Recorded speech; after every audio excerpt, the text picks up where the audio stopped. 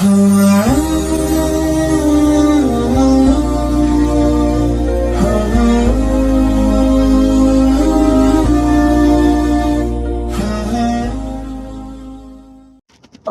بالله من الشيطان الرجيم. بسم الله الرحمن الرحيم. وقال الملك إني أرى 7 بقرات سمان يأكلهن 7 عجاف و7 سنبلات خضر وأخر يابسات يا أيها الملأ أفتوني في رؤياي إن كنتم للرؤيا تعبرون قالوا أضغاث أحلام وما نحن بتأويل الأحلام بعالمين وقال الذي نجا منهما وادكر بعد أمة أنا أنبئكم بتأويله فأرسلون سبحانك لا علم لنا إلا ما علمتنا إنك أنت العليم الحكيم.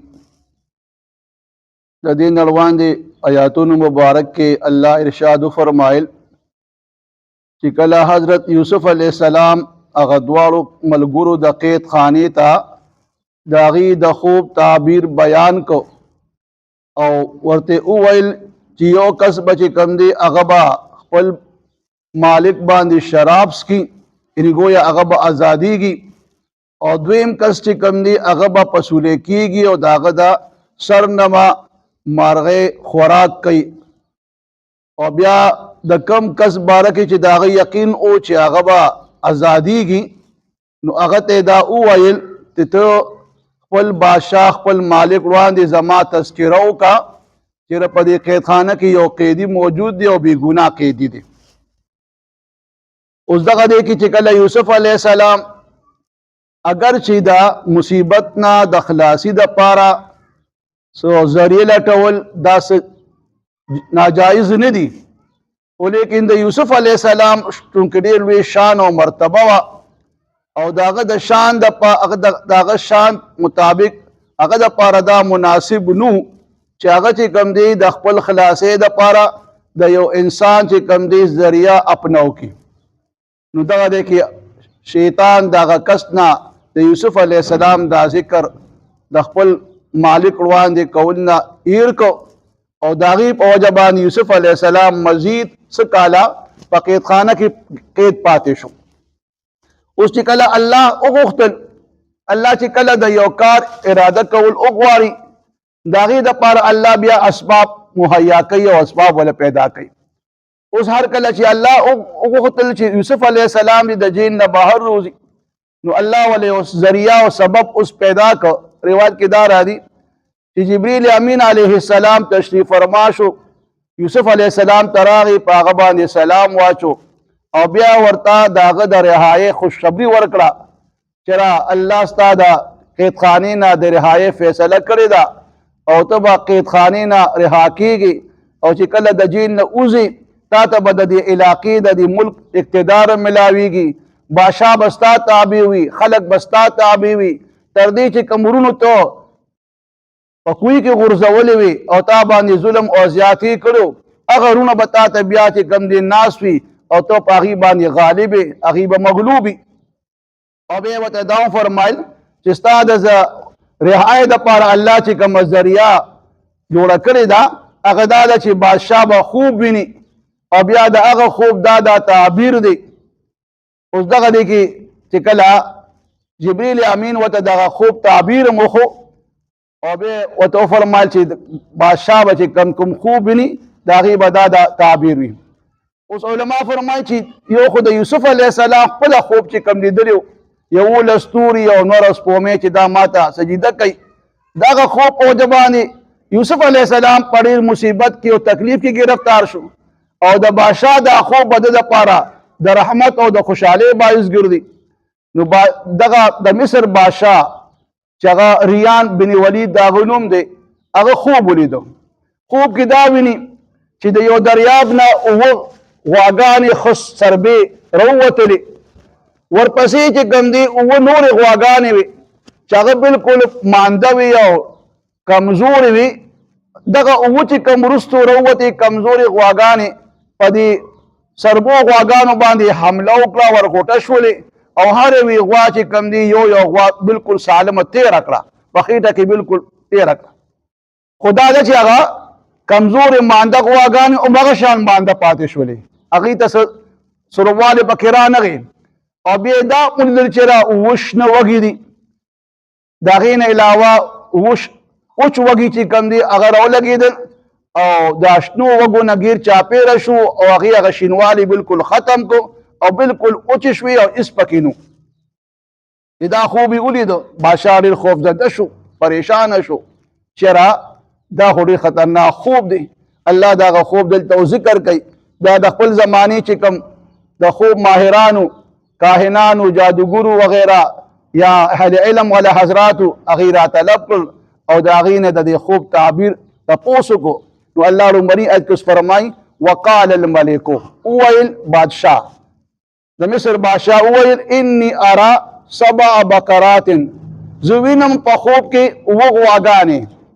سمان چې ډېرې سربې دي یاکلهن 7 چې دا سربې غواګانې دي له خوړلی شي 7 عجاف 7 غواګانې چې هغه مانده دي گویا 7 مانده او کمزورې غواګانې نورې دي چې هغه دا سربې غواګانې خوري و7 سنبلات خضر 7 شنه وږي دي و اخر یابسات او نور 7 وږي دي خو هغه بالکل وچ دي یا ایها الملو ای دلی یا ای زما د دربار خلقو ای درباریانو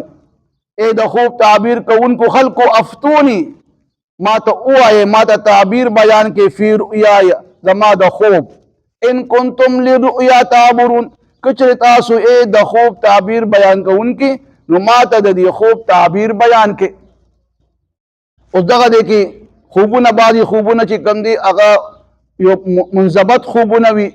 په ترتیب سره وي د هغې تعبیر آسان وي بعضې خوبونه چې کوم دي هغه ګډ وډ وي پریشان حاله وي نو دغه دی کې دغه کسان چې کوم د خوب تعبیر کوونکو والا خلک وو هغې دغه خوب تعبیر ورته معلوم نشو چې دا خو څه ګډ وډ خوب دی پریشانی خوب دی نو وی ویل قالوا ادغاث احلام دغه کسان وویل چې کوم د خوب تعبیر کوونکي خلک وو ادغاث احلام چې دا خو ګډ وډ خوب دی او پریشان غونتی خوب دی ادغاث اصل دا د دویغسن نه اوتې دی او دویغسن ویلی شي د دې وښو چې کوم دی یا د دې تنکو د چختو یو ګټره سړی جوړه کړي قسمه قسم د بوټو پکې تنکې وي یا واښه ماښه راغونکي هغې ته دویغس ویلی شي یا د ګلاب دا د ګلدسته چې مختلف ګلونه پکې یودی شي راغونډ کړي نو هغې ته دویغس ویلی شي ګویا د یو څیز چې کوم دی ګټرې ته چې تاسو یو څیز راغونډ کړئ او هغې کې به ګډ وډ څیزونه وي نو هغې ته دویغس ویلی شي نو ادغاث معنا ګډ وډ ملا جلا او پریشان احلام د خوب ته ویلی شي ګویا دا ګډ وډ خوبونه دي او د دې ګډ وډ خوب چې کوم دی تعبیر چې کوم دی هغه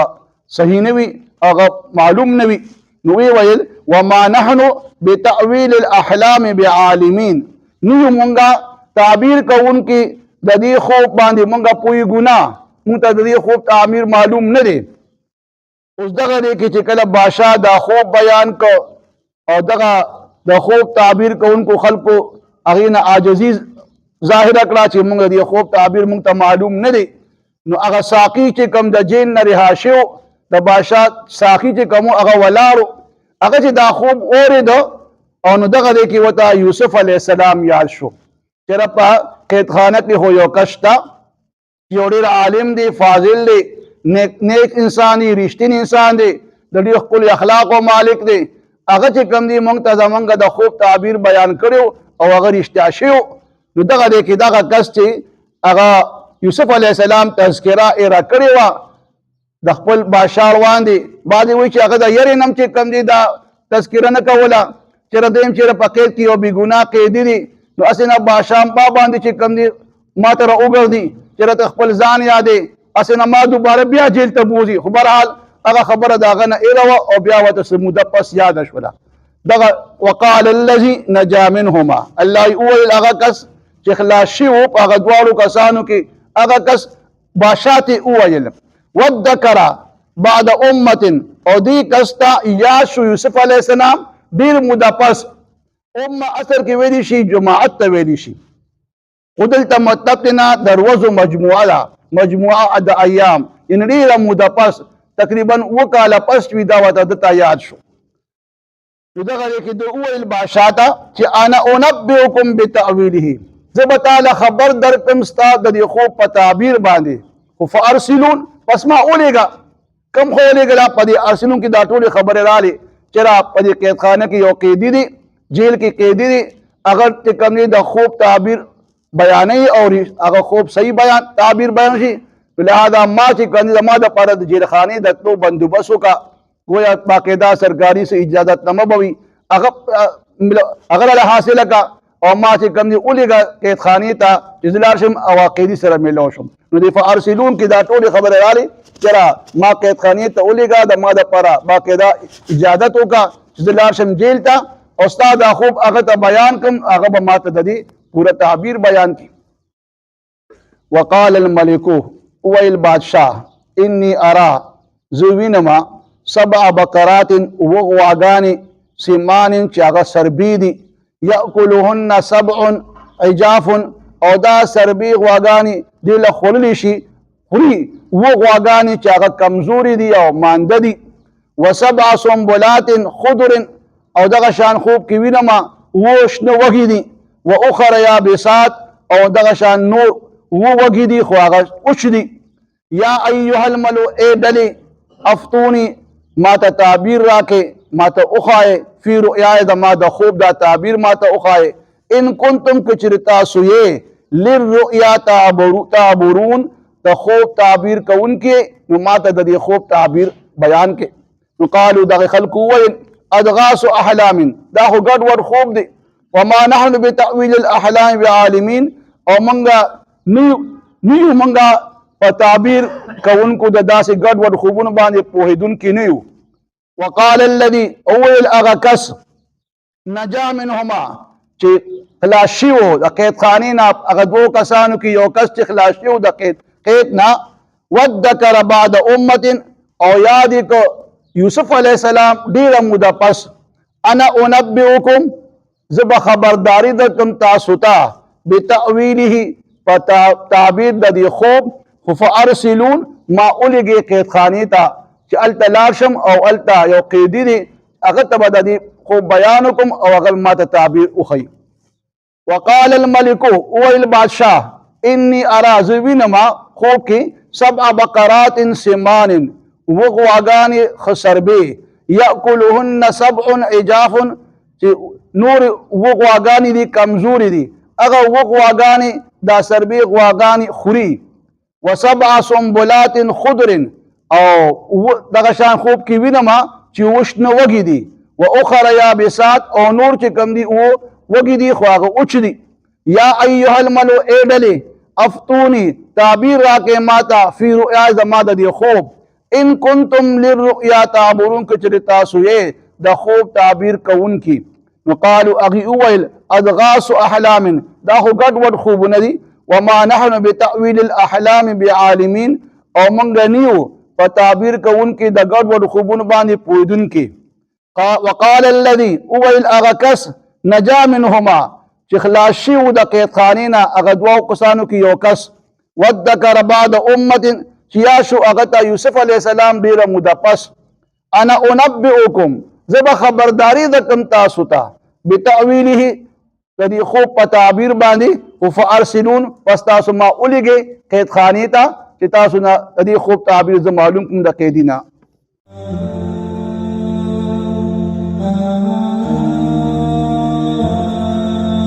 Oh